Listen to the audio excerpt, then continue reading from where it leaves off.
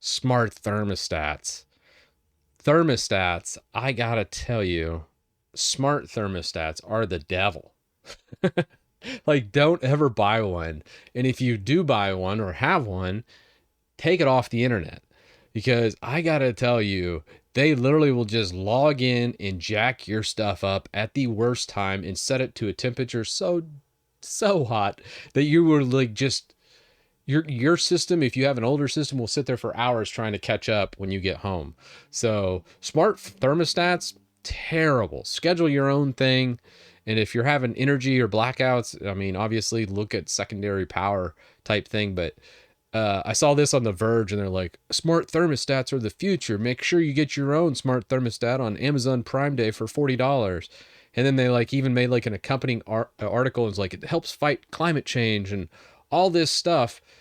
And then they don't say anywhere in here about how jacked up these things make your home. Like, you will literally, in the middle of the night, they'll do a smart saving thing, and then you'll go from 74, very comfortable temperature to just blazing hot.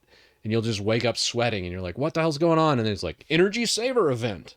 And I'm like, what? So I made the misfortune of actually buying a smart thermostat years ago, and I had that happen. And then I think it was like 2 or 3 years ago they started doing this like all the time, and I was like, screw this, I'll just pay them whatever they want and just do that. And if that gets too egregious, I'll probably do like a DIY solar system myself.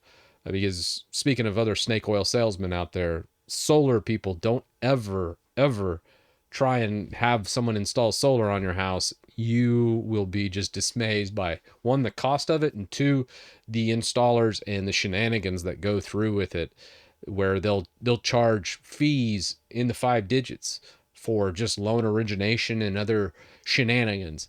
So watch out for solar people. If you're going to want to go solar, I highly recommend doing like a DIY. I think Jerry Rig Everything did a great video on DIY solar. That's probably where I'll probably end up going if I need more energy, and our local energy company drives things out.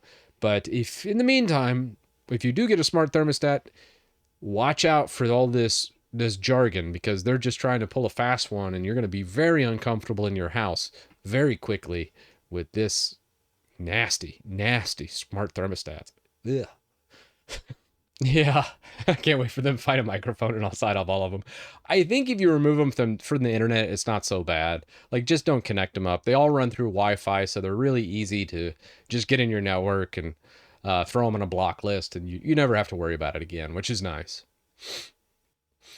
And I'm not saying don't do proper energy savings. I'm just saying set up an energy schedule yourself, to where, let's say you're at work, set the smart thermostat, program, hard code in the schedule to go to like 80 or 85 degrees while you're outside your house.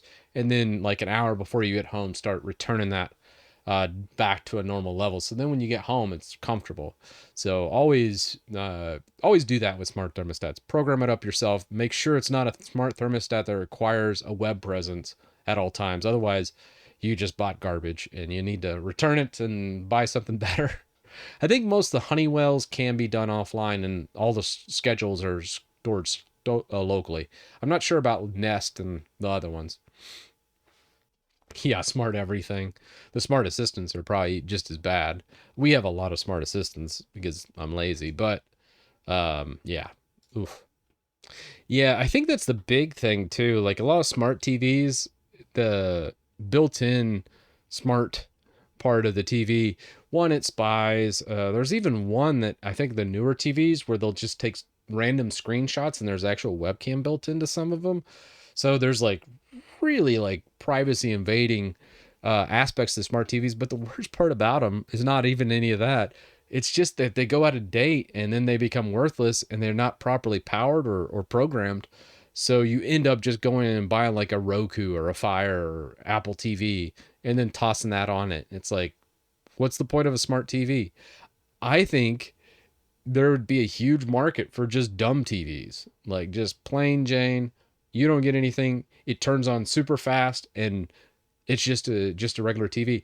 I guess you could just say that's what computer monitors are, and you could just use a really big computer monitor for your TV. But yeah, I just don't see the point in smart TVs at all. But yes, I would be the first in line to buy a dumb TV. But I don't think they even make them anymore, do they? Maybe it'll be like dumb phones. I remember I bought one of those. Although I do need to make a video about redoing all of that. Because I bought a Pixel 6a, which is not a very good phone. I missed my Pixel 4a, which I gave to my daughter, and the 6a feels like it's just really underpowered. But I need to strip all the stuff out of it.